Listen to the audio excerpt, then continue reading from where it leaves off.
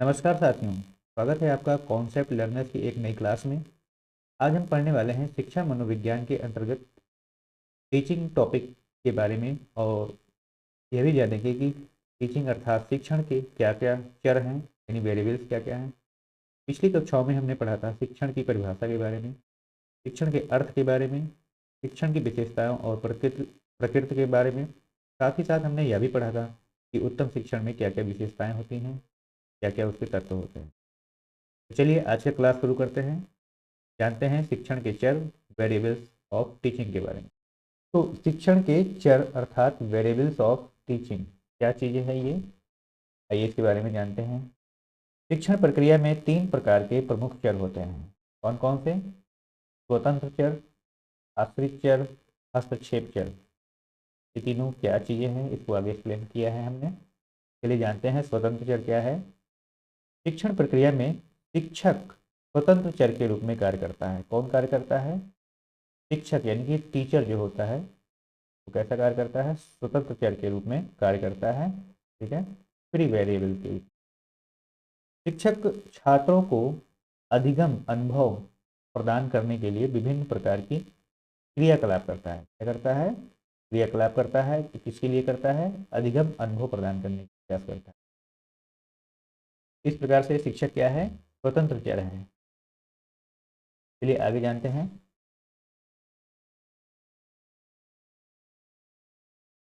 आश्रित चर ये क्या होता है?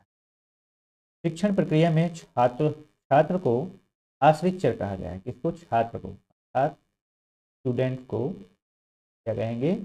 आश्रित चर कहेंगे। क्योंकि छात्र शिक्षण प्रक्रिया में नियोजन व्यवस्था व प्रस्तुतिकरण के अनुसार ही सक्रिय रूप से भाग लेते हैं। ठीक है, ये व्यवस्थाएं और प्रस्तुतिकरण कौन करता है? शिक्षक करता है ना। और जो उसमें भाग लेते हैं, पार्टिसिपेट करते हैं, वो कौन होते हैं? छात्र होते हैं, जो कि एक आश्रित चर है। किसके ऊपर आश्रित है? ये शिक्षक के ऊपर आश्रित है। आगे जानते हैं हस्तक्षेप चर क्या होता है। शिक्षण की प्रक्रिया में पाठ्य वस्तु जैसे कि शिक्षण विधियाँ, शिक्षण युक्तियाँ और शिक्षण व्यूह रचनाएं आदि हस्तक्षेप चर के अंतर्गत आती है। किसके अंतर्गत आती हैं? हस्तक्षेप चर के।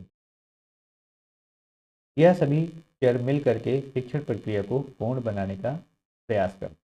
ठीक है, समझ में आया होगा। नहीं समझ में आया तो आइए एग्जाम्पल से समझते हैं। जो हमारा पाठ्यक्रम होता है, जो हमारी सिलेबस होता है, जो हमारी पुस्तकें होती हैं, है ना, किताबें होती हैं, बुक्स होती हैं। ठीक है, तो ये सारी चीज़ें क्या कहलाएंगी? हस्तक्षेप चर कहलाती। उम्मीद करता हूँ आपको समझ में आ गया। चलिए आगे जानते हैं। शिक्षण चरों के कार्य के बारे में जानते हैं। शिक्षण प्रक्रिया में शिक्षक तथा छात्र स्वतंत्र तथा आश्रित चर है। स्वतंत्र कौन है? शिक्षक। छात्र कैसा है? आश्रित चर है। ठीक है, हस्तक्षेप चरों के माध्यम से निम्नांकित कार्य करते हैं। ये दोनों किसके द्वारा कार्य करते हैं? किसके माध्यम से? हस्तक्षेप चरों के माध्यम से। क्या क्या कार्य करते हैं ये जानते हैं। तो पहला है निदानात्मक कार्य, दूसरा है उपचारात्मक कार्य, तीसरा है मूल्यांकन संबंधी। निदानात्मक कार्य में शिक्षक स्वतंत्र चर अधिक क्रियाशील है। जो निदानात्मक कार्य है में जो शिक्षक है, जो कि स्वतंत्र चर है, ये कैसा होता है? अधिक क्रियाशील होता है। वह पाठ्य वस्तु और छात्रों दोनों पर विशेष ध्यान देता है। जो शिक्षक होता है उसको कहाँ कहाँ पे अपना ध्यान फोकस करना पड़ता है? पाठ्यक्रम पर भी और छात्रों पर भी, दोनों पे ध्यान को फोकस करना होता है। शिक्षक इस बात का निदान करता है कि छात्रों को क्या क्या आना चाहिए, यानी कि छात्र क्या चीज़ें सीखने योग्य हैं, उसको क्या क्या सिखाना है, इस बात का वह निदान प्रदान करता है। इस प्रकार शिक्षक का प्रमुख कार्य छात्रों को नया ज्ञान प्रदान करना। कैसा? नया ज्ञान हमेशा शिक्षक का कार्य होता है। चलिए आगे जानते हैं उपचारात्मक कार्य कौन से करता है।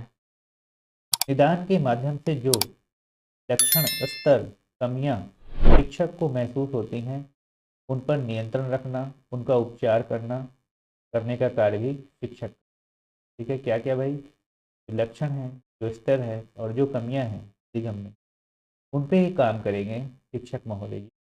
क्या करेंगे, नियंत्रण करेंगे और उनका उपचार भी करेंगे। ये सारे कार्य कौन करेगा, शिक्षक करेगा। इसी को कहते हैं उपचारात्मक कार्य। आगे बढ़ते हैं। एक अच्छा शिक्षक छात्रों की प्रकृति और पूर्व ज्ञान को ध्यान में रखते हुए उपचारात्मक कार्य करता है। छात्रों की प्रकृति को ध्यान में रखता है और पूर्व ज्ञान को। ठीक है, प्रकृति यानी किस प्रकृति का बालक है, एक आर्ट पसंद है या मैथ पसंद। ठीक है ना, कलात्मक दृष्टि से है या फिर बोधात्मक दृष्टि से इसे पढ़ाना है, किस रूप में इसको पढ़ाना है बालक को, ये चीज़ें हैं। पूर्व ज्ञान क्या है, जो छात्रों का पहले का ज्ञान होता है, जो पिछली कक्षाओं में उसने अध्ययन किया है या पहले से उसको जो अनुभव प्राप्त हो चुका है, उसको ध्यान में रखते हुए उपचारात्मक कार्य किया जाए। आइए जानते हैं उपचारात्मक कार्य में क्या क्या शामिल होता है। उपचारात्मक कार्य में दो प्रमुख तत्वों को शामिल किया। क्या क्या है ये, पहला तो है शिक्षण कौशल का उपयोग और दूसरा है पृष्ठ पोषण अर्थात फीडबैक की व्यवस्था। शिक्षण कौशल क्या है, कौशल का मैंने बताया था आपको, इसमें कहते हैं स्किल।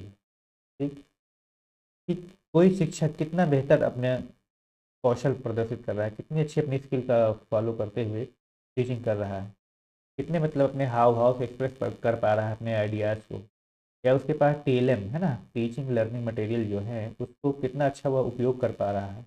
ये सारी चीज़ें किस में आ जाएंगी, स्किल्स में आ जाएंगी, स्किल में आ जाएंगी।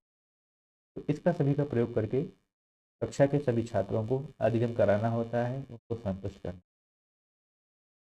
दूसरा पॉइंट है हमारा पृष्ठ पोषण अर्थात फीडबैक। ये क्या होता है, एक बार पहले बच्चे को शिक्षक ने क्या किया कि पढ़ा दिया। ठीक है, अब शिक्षक कैसे जानेंगे कि बच्चे को समझ में आया है कि नहीं आया है, तो वो इसे प्रश्न पूछेंगे। क्या करेंगे, प्रश्न पूछेंगे, और बच्चे अगर सही सही उस प्रश्न का उत्तर देता है, इसका मतलब है कि अधिगम की प्रक्रिया, टीचिंग की प्रोसेस सही तरह से हुई है और अधिगम भी ठीक तरह से हुआ है। सही प्रश्न सही उत्तर देने पर ही यह पता चलेगा। और अगर ये बच्चा जो है गलत उत्तर देता है या जवाब देने में असमर्थ हो जाता है, तो फिर यह माना जाएगा कि सही प्रकार से हमारा टीचिंग नहीं हुई है और सही प्रकार से बच्चा जो है सीख नहीं पाया, लर्निंग नहीं कर पाया। ठीक है, तो ये कैसे पता चलता है, फीडबैक से पता चलता है। प्रश्न पूछने का तरीका कुछ भी हो सकता है, मौखिक रूप से भी पूछ सकता है, ओरल भी पूछ सकता है, और नहीं तो वो लिखित रूप से प्रश्न क्वेश्चन पेपर बना करके भी बच्चों से शिक्षक पूछ सकता है, फीडबैक ले सकता है कि उसने क्या सीखा है, कितना सीखा है। आइए आगे बढ़ते हैं। मूल्यांकन संबंधी कार्य भी। मूल्यांकन संबंधी कार्य क्या है, आइए जानते हैं। मूल्यांकन संबंधी, मूल्यांकन शिक्षण का अभिन्न अंग क्या है, मूल्यांकन शिक्षण का अभिन्न अंग है। इसका उद्देश्य उपचारात्मक कार्यों की प्रभावशीलता के बारे में जानना होता है। उपचारात्मक कार्यों की प्रभावशीलता के बारे में जानने को क्या कहेंगे, मूल्यांकन संबंधी कार्य। इसके माध्यम से यह जाना जा सकता है कि छात्रों में वांछित परिवर्तन हुआ है या नहीं। इस प्रकार से मूल्यांकन उद्देश्यों पर निर्भर करता है।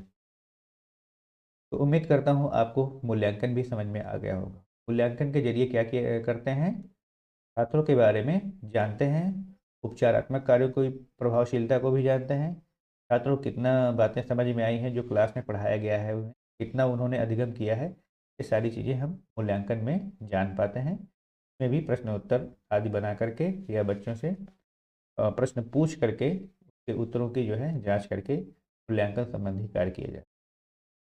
उम्मीद करता हूँ आपको वीडियो यहाँ तक पसंद आया है, आपने वीडियो को देखा है, आपको वीडियो यहाँ तक समझ में आया है। तो कृपया इस वीडियो को ज़्यादा से ज़्यादा लाइक शेयर कमेंट करें। चैनल पे आप नए हैं तो चैनल को सब्सक्राइब करके बेल आइकन जरूर दबाइएगा दोस्तों, ताकि हमारे आने वाली हर वीडियो से आपको समय से मिल।